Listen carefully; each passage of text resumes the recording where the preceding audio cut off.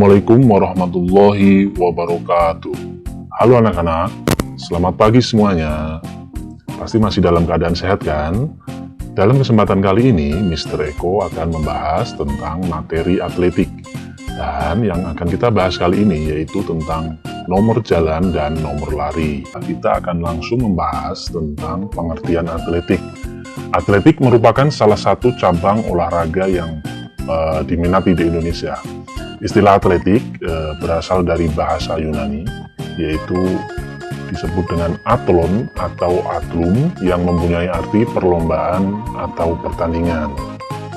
Atletik adalah bentuk aktivitas manusia dalam kegiatan sehari-hari yang diperlombakan dalam bentuk jalan, lari, melempar, dan melompat. Untuk selanjutnya, ini adalah sejarah singkat tentang atletik. Atletik berawal dari kegiatan Olimpiade yang di Yunani pada tahun 776 sebelum Masehi. Pada tahun 1896, atletik mulai diperlombakan pada kejuaraan Olimpiade. Kemudian, awal tahun 1930-an, Indonesia mulai mengenal olahraga atletik ketika pemerintahan Hindia Belanda. Nah, olahraga atletik sempat mengalami vakum pada masa penjajahan Jepang.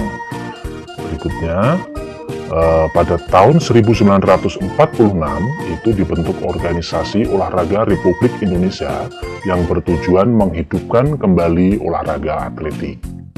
Selanjutnya pada tanggal 3 September 1950 secara resmi terbentuklah organisasi atletik di Kota Semarang, yaitu PASI. Kepanjangannya adalah Persatuan Atletik Seluruh Indonesia. Dan induk olahraga atletik tingkat dunia adalah IAAF, yang berkepanjangan International Association of Athletics Federation, yang didirikan pada tahun 1912 di Stockholm. Selanjutnya, kita akan membahas tentang macam-macam cabang atletik. Untuk cabang atletik itu yang pertama ada nomor jalan, kemudian nomor lari, nomor lempar, dan nomor lompat. Nah, untuk kesempatan kali ini kita akan membahas tentang nomor jalan dan nomor lari. Berikutnya yang pertama ini adalah nomor jalan. Nomor jalan itu ada jalan cepat. Untuk jarak yang ditempuh untuk putri itu 3 km, kemudian 5 km dan 20 km. Sedangkan untuk putra yaitu 10 km, 20 km, 30 km, dan 50 km. Untuk nomor jalan cepat ini menggunakan start berdiri. Nah, yang berikut ini adalah contoh videonya.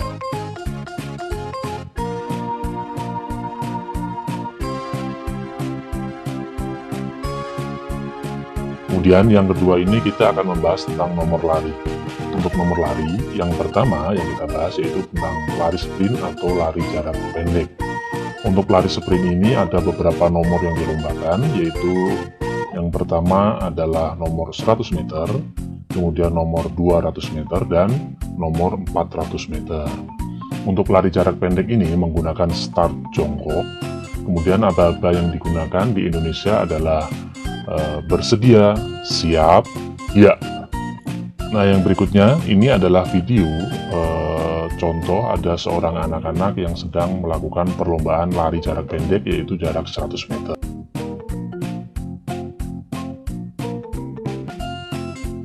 Nah, yang berikutnya yaitu ini ada atlet-atlet dewasa. Mereka sedang melakukan perlombaan dengan jarak 200 meter.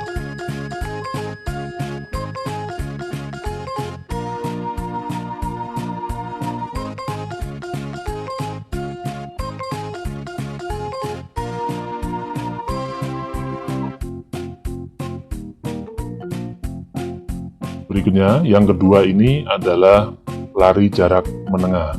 Untuk lari jarak menengah, itu ada dua nomor yang dilombakan, yaitu jarak lintasan 800 meter dan 1500 meter. Kemudian perbedaan tumpuan kaki saat berlari antara lari jarak pendek dan lari jarak menengah, kemudian jarak jauh, Itu perbedaannya, untuk lari jarak pendek biasanya menggunakan tumpuan dari ujung kaki ke ujung tumit, dan untuk lari jarak menengah dan jarak jauh itu menggunakan tumpuan dari ujung tumit ke ujung kaki. Untuk lari jarak menengah ini menggunakan start berdiri. Nah, yang berikut ini adalah contoh videonya.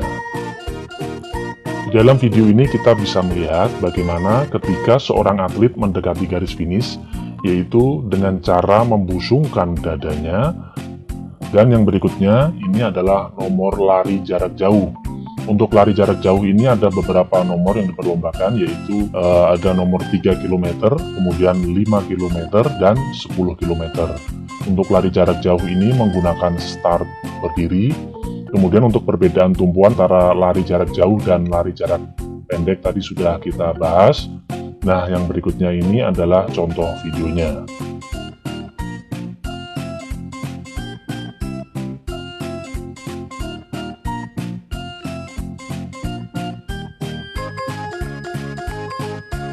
Bagaimana anak-anak? Sudah paham ya mengenai lari jarak pendek, jarak menengah, dan lari jarak jauh?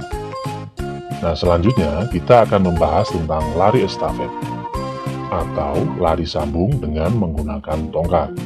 Untuk lari estafet yaitu ada 2 nomor yang diperlombakan, jaraknya yaitu 4 kali 100 meter dan 4 kali 400 meter. Untuk pelarinya berjumlah 4 orang. Kemudian untuk start yang digunakan yaitu untuk pelari pertama menggunakan start jongkok, kemudian pelari kedua, ketiga, dan keempat menggunakan start melayang. Nah, untuk teknik cara memberikan tongkat ada 2. Yang pertama yaitu dengan cara non-visual atau disebut juga memberikan tongkat dengan cara tidak melihat. Biasanya digunakan pada nomor 4 kali 100 meter. Yang berikutnya yaitu dengan cara visual atau disebut juga memberikan tongkat dengan cara melihat. Biasanya itu digunakan pada nomor 4 kali 400 meter. Nah, berikutnya ini adalah contoh videonya. Kita lihat pelari pertama yaitu menggunakan start jongkok. Kemudian untuk pelari berikutnya ini menggunakan start melayang. Nah, dalam start melayang ini biasanya ada namanya pergantian tongkat, yaitu disebut dengan whistle, itu jaraknya 15 sampai 20 meter. Ketika memberikan tongkat biasanya ketika pelari pertama menggunakan tangan kanan, berarti di pelari kedua itu harus menerimanya dengan tangan kiri. Nah, ini kita bisa melihat contoh seorang atlet yang sedang memberikan tongkat kepada temannya. Mana sudah paham ya mengenai lari estafet? Dan yang terakhir ini kita membahas tentang lari gawang atau lari halang berintang. Untuk lari gawang ini ada sebenarnya ada beberapa nomor, cuman Mister Eko di sini menyebutkan hanya 2. Untuk yang pertama itu jarak lintasan 100 meter ini biasanya untuk putri, dan 110 meter biasanya digunakan untuk putra. Kemudian untuk lari gawang ini menggunakan start jongkok. Nah, yang berikutnya ini adalah contoh videonya. Baiklah anak-anak, itulah tadi seputar penjelasan tentang materi atletik. Berikut contoh-contohnya. Untuk penjelasannya sampai di sini dulu ya. Jangan lupa tetap jaga kesehatan. Wassalamualaikum warahmatullahi wabarakatuh.